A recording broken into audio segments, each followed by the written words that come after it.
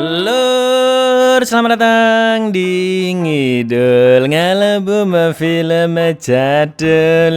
Ya apa kabar lur? Sehat-sehat kabeh sekeluarga dong ya, harus ya, amin. Balik mana ambil aku Icang dengan quotes hari ini. Janganlah menikah dengan wanita sekampung, karena menikah itu cukup dengan satu wanita saja. Sesuai requestan dari kalian, kali ini kita akan mengidul film yang pasti kalian tidak asing lagi, yaitu The Day After Tomorrow tahun 2004. Salah satu film bencana terbaik sepanjang masa dan sering muncul di bioskop Trans TV ini lur, menceritakan tentang bencana yang terjadi di seluruh dunia akibat global warming yang membuat es kutub mencair. Bagaimanakah umat manusia menghadapi beragam bencana ekstrim yang terjadi? Langsung aja kita ke titip-titip pesan terkutuk dari dulurku Abrisam Silalahi. Oke, buat cewek yang mau nemenin cowoknya dari 0 sampai sukses, semoga tagihan pay lettermu error dan jadi 0 rupiah. Amin, amin lur, amin. Monggo sekejaaken.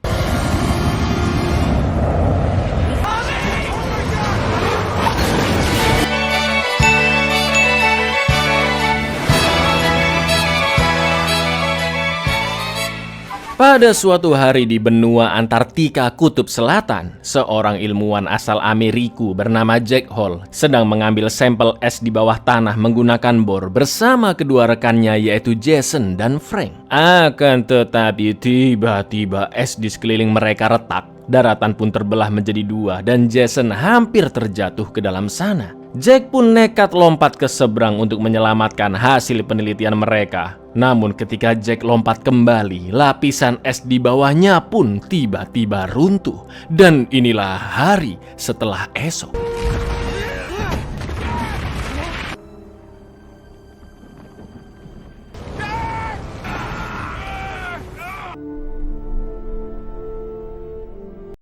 Jack pun memaparkan hasil penelitiannya selama di Antartika saat konferensi PBB di New Delhi, bahwa tren kehidupan manusia yang sehari-harinya bergantung pada teknologi seperti penggunaan listrik sampai bensin untuk kendaraan bermotor telah memperparah efek gas rumah kaca yang terjadi di seluruh dunia dan mengakibatkan naiknya suhu standar secara global atau disebut dengan global warming. Namun alih-alih membuat bumi semakin panas, global warming sebenarnya akan memicu penurunan suhu secara drastis karena es di kutub perlahan-lahan mencair dan mengacaukan aliran iklim di bumi secara menyeluruh hingga bumi bisa kembali ke zaman es seperti dahulu. Selain itu, Jack Hall mengatakan jika umat manusia harus melakukan sesuatu untuk mencegah rusaknya kehidupan di bumi, yang mana menurut Jack Hall upaya pencegahan akan jauh lebih murah daripada dampak buruk yang nantinya akan dialami oleh dunia. Meskipun Jack memperkirakan bencana itu terjadi kira-kira masih 100 tahunan lagi bahkan lebih.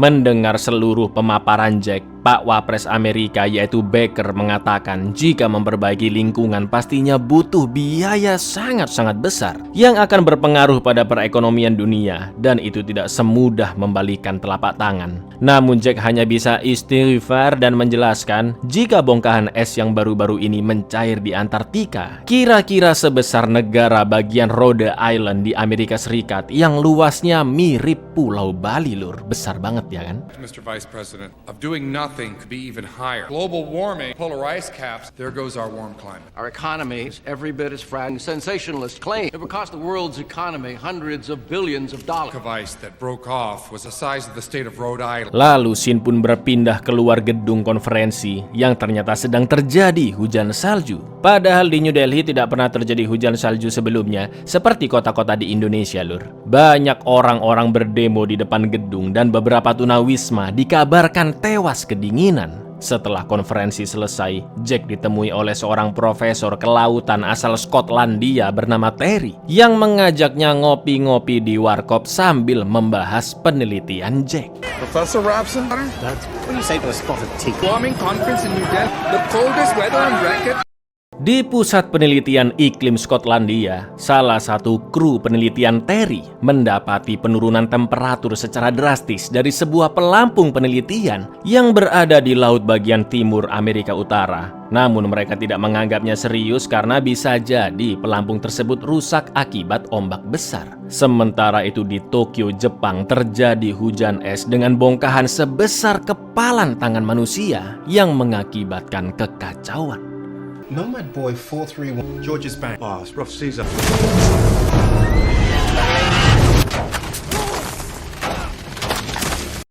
Setelah pulang dari Indiahe ke kosannya di Washington DC, Jack menelpon ke rumahnya dan diangkat oleh istrinya yang bekerja sebagai dokter, yaitu Lucy. Mereka pun membahas putra mereka bernama Sam yang mendapat nilai F dalam pelajaran kalkulus, padahal dia ranking pertama di kelasnya. Selain itu, Lucy menyuruh Jack untuk mengantar Sam ke bandara esok pagi untuk menghadiri kompetisi cerdas cermat tingkat nasional mewakili SMA Woodmont di New York. Got an F in calculus. Where, Jack? I get a copy of his... Look, can you pick him up at 8:30? Please don't be late. I don't want him... Sam's getting on a plane. Decathlon team competing in New York. Keesokan harinya saat sedang mengantar Sam, Jack membahas mengapa putranya sampai mendapatkan nilai sejelek itu di kalkulus. Lalu Sam menjelaskan bahwa gurunya sengaja tidak meluluskan karena tidak suka dengan Jack yang lebih cerdas daripada dirinya. Mendengar penjelasan tersebut, Jack pun akan menelpon gurunya. Namun Sam tidak begitu menggubris perkataan ayahnya karena dia kesal ayahnya terlalu sibuk bekerja di luar kota dan pulang hanya sesekali saja. I'm gonna call this guy. Don't worry about it. Sam? Sementara itu di satelit ISS, menurut pengamatan para astronot, mereka melihat titik badai yang sangat besar di atas markas pusat NASA Florida. Sayangnya di waktu yang sama, pesawat yang ditumpangi oleh Sam dan kedua temannya yaitu Brian dan Laura sedang melewati badai tersebut. Lalu, yang terjadi? It appears we're gonna have a little bit of a bumpy ride here for the next few minutes.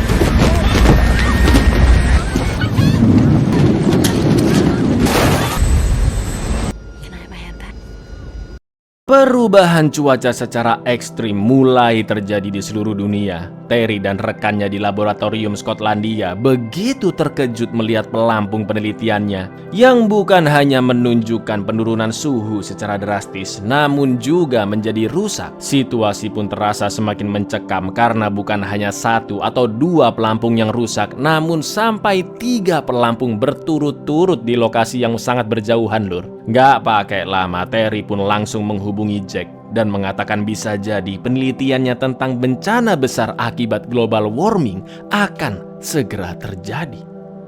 Make that 3. It's happening. What do you mean?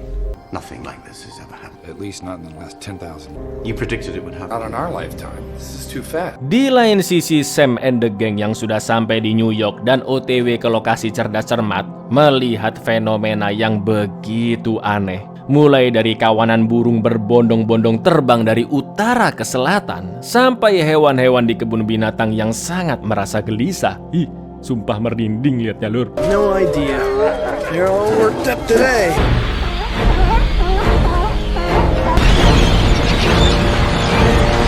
Cerdas cermat ronde pertama pun dimulai. Skor tim sekolah Woodmont hampir bersaing ketat dengan tim SMA Pinehurst yang menjadi tuan rumah saat itu. Salah satu anggotanya yaitu JD beberapa kali melirik-lirik ke Laura dan membuat Sam cemburu karena dia juga menyukai Laura. Mana JD pakai ngajak Laura jalan-jalan di sekolahnya pula, lur.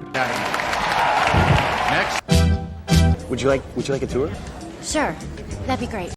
Setelah India dan Jepang, Amerika akhirnya terkena bencana akibat global warming, tepatnya di Los Angeles. Mulai dari hujan es sebesar bola kasti di pantai, sampai munculnya banyak titik tornado yang berdekatan, dan kota tersebut pun langsung luluh lantak. Untuk mencegah jatuhnya korban lebih banyak lagi, Wapres Amerika yaitu Baker pun menyarankan Pak Presiden Blake untuk segera memberi persetujuan membatalkan semua aktivitas penerbangan di Amerika.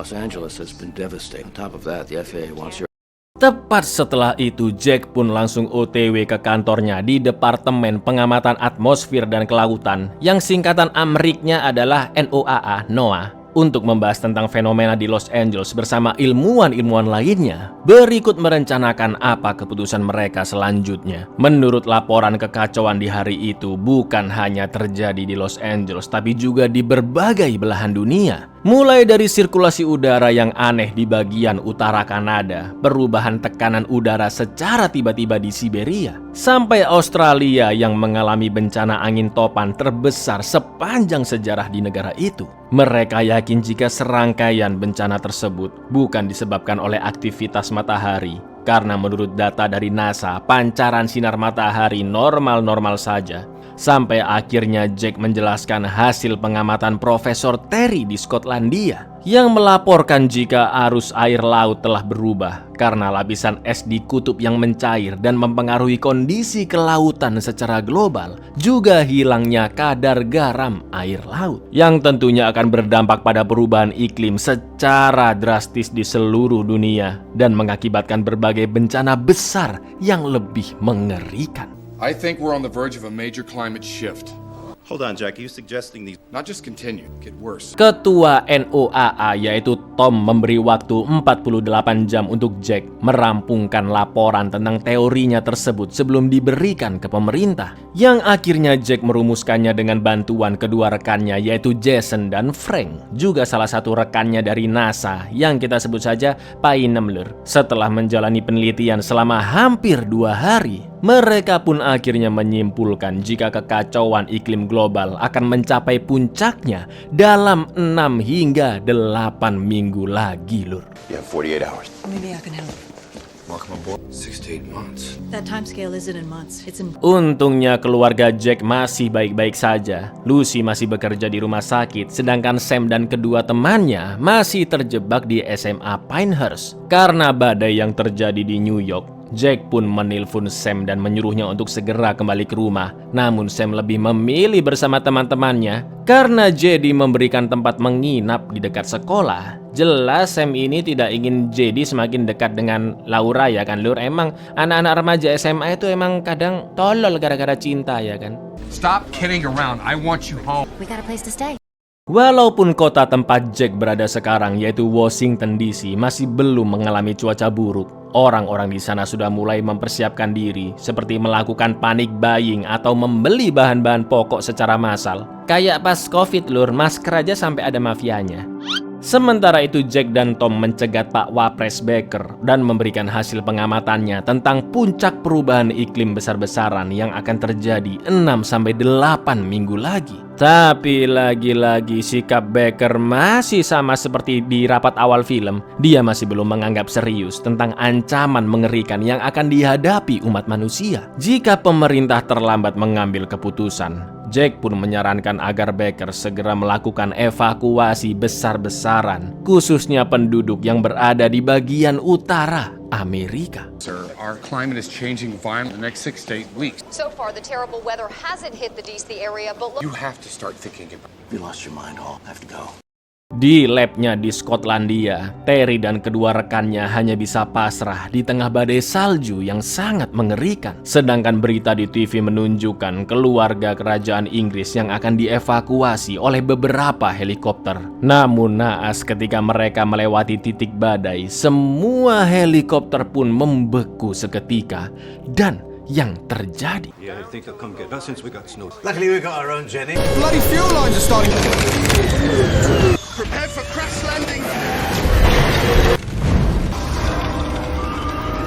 insiden tersebut diketahui Terry di labnya dan langsung diteruskan ke Jack, yang mana penyebab 3 helikopter membeku akibat suhu mendadak berubah drastis sampai minus 65 derajat Celcius. Terry meminta Jack menganalisa data-data perubahan suhu tersebut karena komputer Jack lebih kuat dibanding miliknya.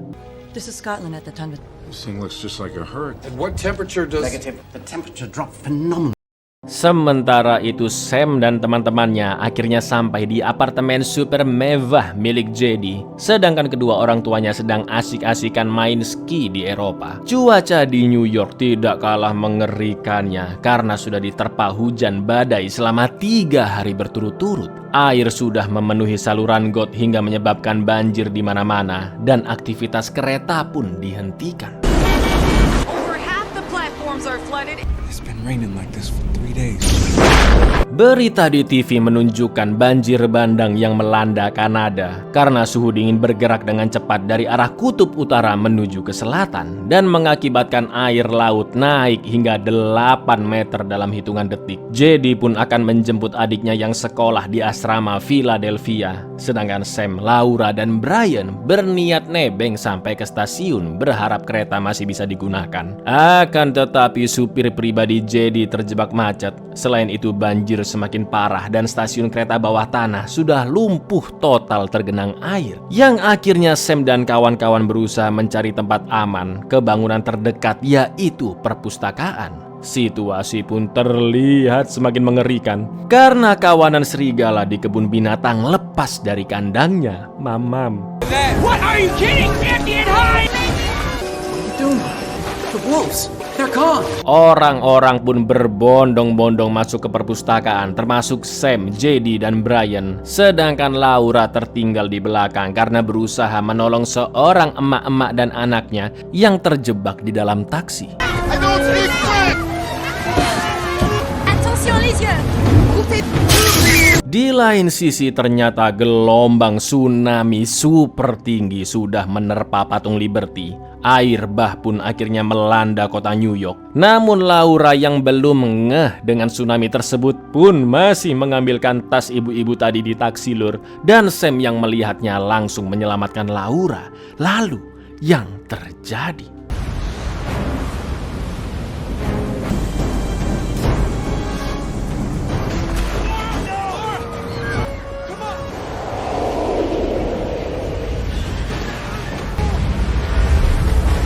Menurut analisa Jack dan timnya dari data-data yang diberikan oleh Terry, telah muncul 3 titik badai besar di bumi. Pertama di Skotlandia yang telah membekukan 3 helikopter tadi, kedua di Siberia, dan yang ketiga berada di Kanada yang tadi telah melanda New York. Jack pun menunjukkan hasil analisanya kepada Terry dan menyimpulkan bahwa puncak kekacauan iklim global bukan selama 6-8 minggu, melainkan hanya 10 hari lagi, dan dunia akan mengalami zaman es yang baru. Aduh, ngeri sumpah. Jack pun meminta Terry dan kedua rekannya untuk segera meninggalkan lab. Namun Terry hanya bisa pasrah karena situasi di Skotlandia sudah begitu kacau. Terry pun hanya berpesan agar Jack berusaha menyelamatkan nyawa sebanyak-banyaknya sebelum bencana semakin membesar. This is 48 hours in 7 to 10 days. When this storm is over, we'll be in a new ice age. It's time you got out of this. Save as many as you can. Setelah melihat berita tentang kekacauan di New York, Lucy pun pergi menemui Jack di kantor NOAA yang untungnya tidak jauh dari sana. Sementara itu di perpustakaan, Sam berusaha menghubungi ayah ibunya melalui telepon umum pakai koin yang berada di lantai 2 dan sudah tergenang air. Dia ke sana sambil ditemani oleh Laura. Meskipun listrik mati, untungnya telepon tersebut masih berfungsi normal karena langsung tersambung ke kabel bawah tanah. Sam pun langsung mengabari ayah ibunya jika dia sekarang sedang berada di perpustakaan bersama Laura dan Brian juga pengungsi lainnya. Mendengar suara putra sematawayangnya, Jack dan Lucy pun begitu terharu karena mereka khawatir dengan kondisi Sam setelah mengetahui bencana tsunami di New York. Jack pun menyuruh Sam untuk tetap berada di dalam ruangan dan membakar apapun yang bisa dibakar untuk menghangatkan diri. Sebab titik badai akan terus membesar dan suhu akan terus menurun secara drastis. Selain itu, Jack juga berjanji akan datang ke sana untuk menyelamatkan Sam. Genangan air pun semakin tinggi yang membuat Sam hampir tenggelam dan I'm alright, we're at the public library. Can you call Lauren? Do not go outside. Just burn whatever you can to stay warm. Sam? I will come for you. Do you understand me? I will come for you. I thought you drowned. Laura pun buru-buru mencarikan mantel untuk Sam juga memeluknya agar menghangatkan tubuh Sam. Cocuit, jangan iri kalian lur. Sementara itu di luar saking tingginya permukaan air laut sampai memenuhi kota New York, terdapat sebuah kapal besar yang terbawa arus hingga melewati depan perpustakaan. I'm using my body heat. How are you feeling? Much better.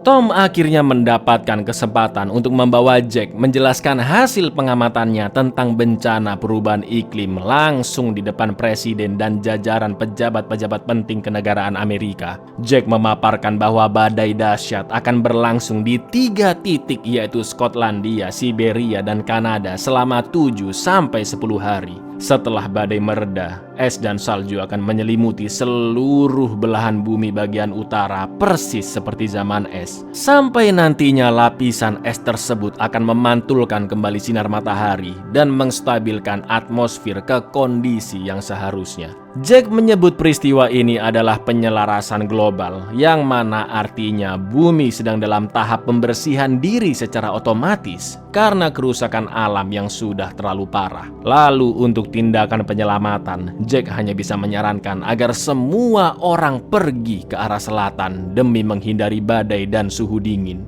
Jack pun menggambar garis di peta Amerika dan mengatakan jika orang-orang di bawah garis tersebut harus segera dievakuasi ke selatan. Sedangkan orang-orang di atas garis atau di utara dengan sangat terpaksa mereka harus bisa bertahan hidup di dalam gedung-gedung. Karena jika mereka memaksa keluar bangunan, maka suhu dingin akan membuat tubuh mereka membeku secara instan. Talking about a global realignment We'll cover the entire northern hemisphere. What about the people in the north? Their best chance stay inside. Setelah Jack selesai presentasi, pejabat-pejabat di ruangan itu pun berdebat tentang keputusan mereka selanjutnya. Dan lagi-lagi sih, Pak Wapres ini masih aja loh tidak setuju dengan penjelasan Jack dan kekeh mau menyelamatkan orang-orang di bagian utara juga. Sampai akhirnya Pak Presiden Blake pun memutuskan agar Jenderal Angkatan Bersenjata segera mengatur pasukannya untuk mengevakuasi orang-orang di bawah garis yang telah ditentukan Jack dan membawa mereka semua ke arah selatan yang lebih jauh. We can't evacuate. Abandoning half the country is... General,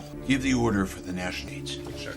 Di lab Skotlandia, Terry dan kedua rekannya sampai menenggak hammer sambil memberitahu pesan-pesan terakhir mereka masing-masing karena bahan bakar di gedung itu sudah habis dan listrik serta penghangat ruangan akan segera padam. Sementara itu di perpustakaan, mas-mas gelandangan yang kita sebut saja Pak Ijo dan anjing peliharaannya melihat air bah sudah membeku dan banyak orang-orang di luar yang berjalan ke selatan. Salah satu pengungsi pun mengatakan bahwa dia mendapat kabar ada pasukan evakuasi di arah selatan. Lalu satpam gedung yang kita sebut saja Tukimin menyuruh semua orang di gedung untuk ikut keluar bersama orang-orang tersebut ke titik evakuasi sebelum es semakin tebal. Sam pun memberitahu saran dari ayahnya yang seorang ahli klimatologi jika keputusan yang paling tepat adalah bertahan hidup di dalam ruangan karena badai akan semakin ganas dan orang-orang akan terbunuh secara instan akibat suhu yang berubah drastis. Tapi tetap aja lur, hampir semua pengungsi lebih percaya omongan Pak Tukimin daripada omongan bocah SMA ya kan? Apalagi di sana tidak ada persediaan makanan juga minuman yang cukup dan tidak ada bantuan yang datang.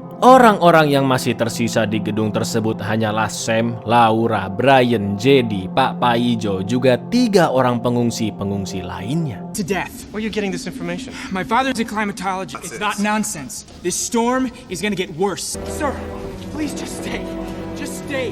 Lucy pun kembali ke rumah sakit untuk membantu evakuasi. Lalu Jack menelponnya dan mengucapkan selamat tinggal karena Lucy akan pergi duluan ke selatan, tepatnya ke Meksiko. Sementara Jack akan nekat pergi ke New York, melewati salju tebal bersama Jason dan Frank untuk menyelamatkan Sam beserta teman-temannya. It'll be impossible to reach. Leave a message for me at the American Embassy. I've been watching your back 20 years. Neither one of you knows how to navigate.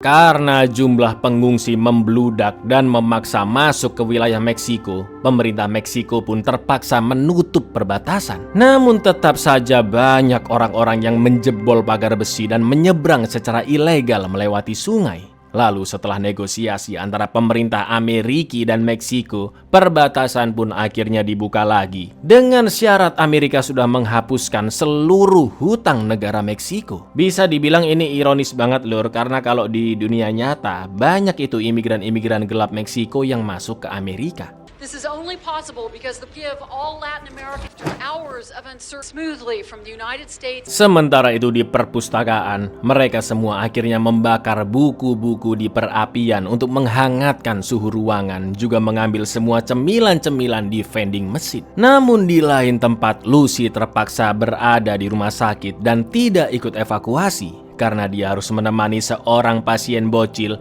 yang hanya bisa dibawa menggunakan perlengkapan di mobil ambulans. Namun untungnya beberapa jam kemudian ambulans pun akhirnya datang menjemput mereka. Peter can't be moved in anything, but you should go and I'll stay. We brought an ambulance.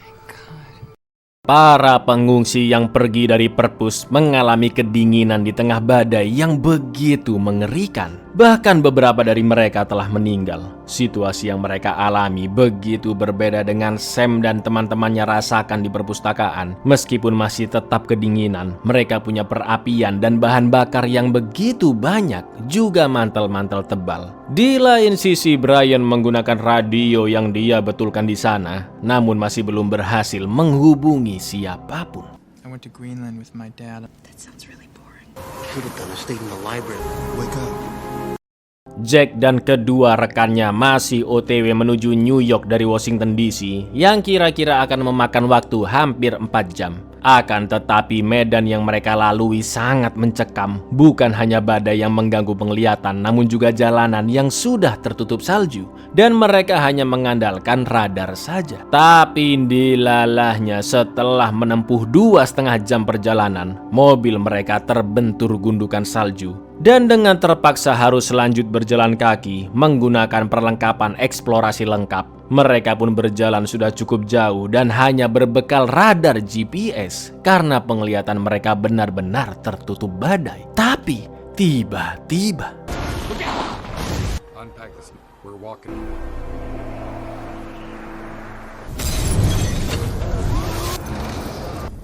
Hold on! We'll pull you up! setelah ikatan ke kereta luncur berisi perlengkapan mereka dipotong, Jason terus menahan berat Frank, sedangkan Jack bergerak perlahan-lahan menarik tali untuk menyelamatkan Frank. Akan tetapi kaca di bawah Jason mulai retak dan Frank yakin jika dia berusaha naik ke atas, maka kaca akan pecah dan Jason beserta Jack ikut terjatuh ke bawah sana. Sampai akhirnya Frank pun rela mengorbankan diri.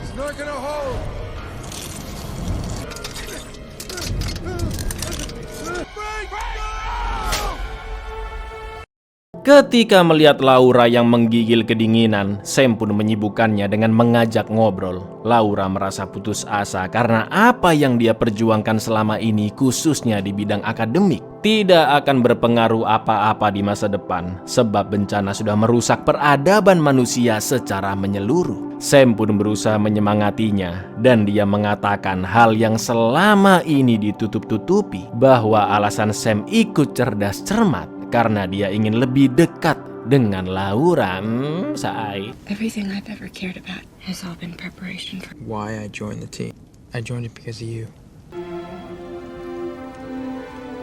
Di lain tempat, hampir semua pejabat negara telah berhasil dievakuasi ke Meksiko, sedangkan Presiden Blake masih berada di Gedung Putih dan berusaha menelpon keluarganya. Karena situasi badai semakin parah, Blake pun akhirnya ikut dievakuasi, namun naasnya rombongan terjebak di tengah badai dan mereka semua pun tewas. The president's motorcade got caught in the storm. They didn't make it. Di perpustakaan, Laura mengalami demam dan setelah dicek ternyata luka di kakinya lah yang membuatnya terkena septikemia, yaitu keracunan darah akibat infeksi luka. Menurut buku yang dibaca salah satu ibu-ibu pengungsi di sana, Laura bisa meninggal jika tidak segera diberikan penisilin atau antibiotik lainnya. Mendengar itu, Sam pun langsung bersiap-siap pergi mencari obat tersebut dengan menerjang badai ke kapal besar yang tadi sempat melintas di depan perpus. Karena di dalam sana pasti ada obat-obatan, sementara Brian dan JD pun akan ikut membantunya. There's gotta be medicine on that. I'm going with you.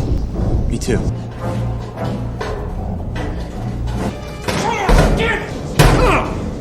I found it. How do you know? Because it says penicillin on the bottle. Selain mengambil obat, mereka juga akan membawa beberapa sisa makanan yang berada di kantin kapal. Akan tetapi serigala-serigala yang tadi kabur dari kandang ternyata masih hidup. Mereka mencium bau Sam dan kawan-kawan dari kejauhan, lalu akan menerkam secara diam-diam. Tapi yang terjadi,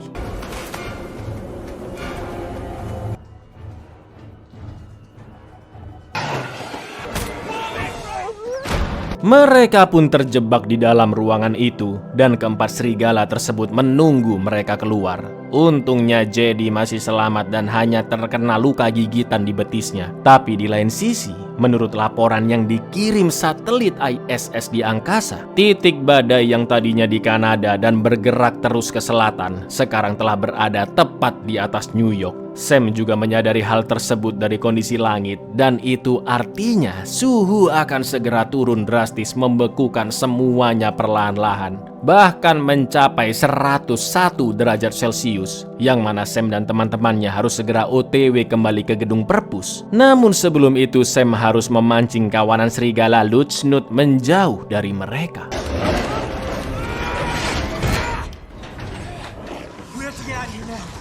Karena JD terluka, mereka pun akan menyeretnya menggunakan seonggok perahu karet. Sementara itu titik badai sudah mendekat dan mulai membekukan gedung perlahan-lahan dari atas. Di lain sisi, Jason pingsan karena suhu yang begitu dingin, dan Jack pun harus segera menyeretnya ke dalam gedung untuk mencari perlindungan. Sampai akhirnya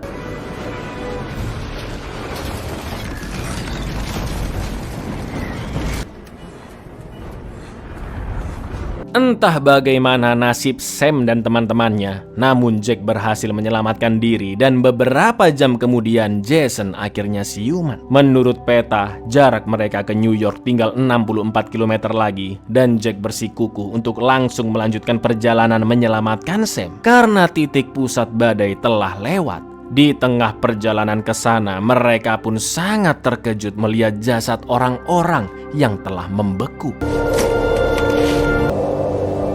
Malam harinya di tenda, Jack dan Jason membicarakan tentang masa depan umat manusia setelah bencana besar tersebut. Jack pun mengatakan bahwa jutaan nyawa manusia telah hilang, namun Jack yakin umat manusia akan tetap hidup. Seperti di zaman es puluhan ribu tahun yang lalu, di mana manusia berhasil selamat dan masih hidup di bumi hingga saat ini. Selain itu, Jack juga menjelaskan bahwa meskipun kemungkinan besar Sam dan teman-temannya sudah tewas terkena badai, namun sebagai ayah Jack ingin menebus kesalahannya yang selama ini kurang memperhatikan keluarganya, khususnya kepada Sam. Jack pun akan tetap pergi ke perpustakaan karena dia yakin Sam masih hidup. Know the chances of Sam. I made my son a promise. What do you think's gonna happen to us? Mankind survived the last. Di kamp pengungsian Meksiko, ISS mengirimkan laporan jika badai di Amerika Utara mulai mereda. Dan ternyata bener lur, ketika Jack dan Jason keluar dari tenda, mereka melihat matahari bersinar terang. Dan tekanan angin juga mulai stabil.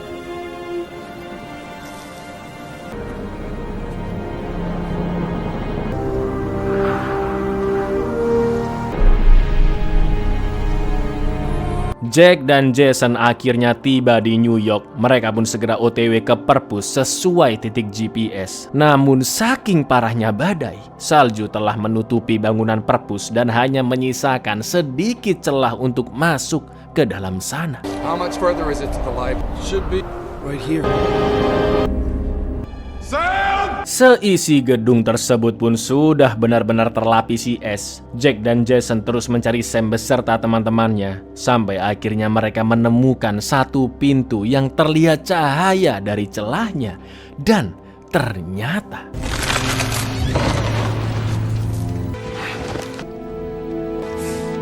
meskipun mengalami penurunan suhu yang begitu drastis, alhamdulillahnya Sam dan teman-temannya sehat walafiat dengan perapian yang masih terus menghangatkan tubuh mereka. Setelah itu Jack mengabarkan temannya Tom via radio jika dia, Jason, dan Sam bersama teman-temannya berhasil selamat. Tom pun meneruskan berita tersebut ke wapres Amerika yaitu Baker yang sekarang naik menjadi presiden karena Blake telah tewas. Mendengar kabar tersebut, Baker pun merasa lega karena ternyata ada beberapa orang dari utara yang bisa bertahan dari bencana separah itu. Shortwave radio transmission from Jack Hall. He says there are survivors.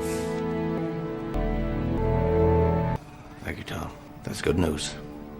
Karena badai telah mereda, tim penyelamat bersama Tom segera OTW menjemput Jack, Sam, dan semuanya yang selamat di perpus tersebut. Di lain sisi, setelah semua bencana yang terjadi di seluruh dunia, sebagai presiden Imiriki Sirikit yang baru, Baker pun memberikan pidato kenegaraan yang mana pertama kalinya dia bawakan di negara lain, yaitu di Meksiko. Dia mengatakan bahwa selama ini dirinya juga para pemimpin dunia telah menggunakan sumber daya alam tanpa memikirkan konsekuensinya terhadap kelangsungan planet bumi. Selain itu, Baker juga menyadari bahwa bencana ini telah mengubah cara pandang negara-negara yang saling bersinggungan, seperti Amerika Serikat yang sering memandang rendah Amerika Selatan karena saat bencana terjadi mereka saling membutuhkan satu sama lain. Baker juga telah mengutus pasukan yang akan menyelamatkan semua orang yang berhasil selamat di Amerika bagian utara. For years, we operated under the belief we were wrong.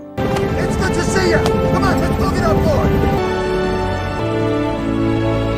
Setelah 3 titik badai benar-benar mereda, para astronot di satelit ISS pun begitu terpukau melihat kondisi bumi yang sekarang. Dengan langitnya yang begitu cerah dan indah, bersih dari segala polusi pabrik ataupun knalpot racing kayak kalian punya yang selama ini memenuhi udara. Dan ternyata lur, masih banyak sekumpulan orang di gedung-gedung lainnya yang berhasil selamat.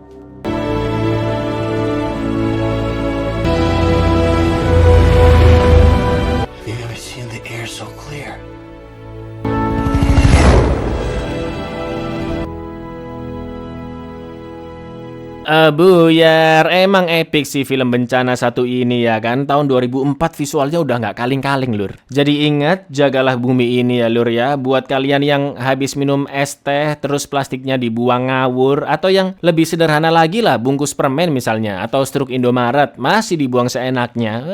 Emang egois dan nggak tahu diri Anda. Kantongin dulu kan bisa. Assalamualaikum.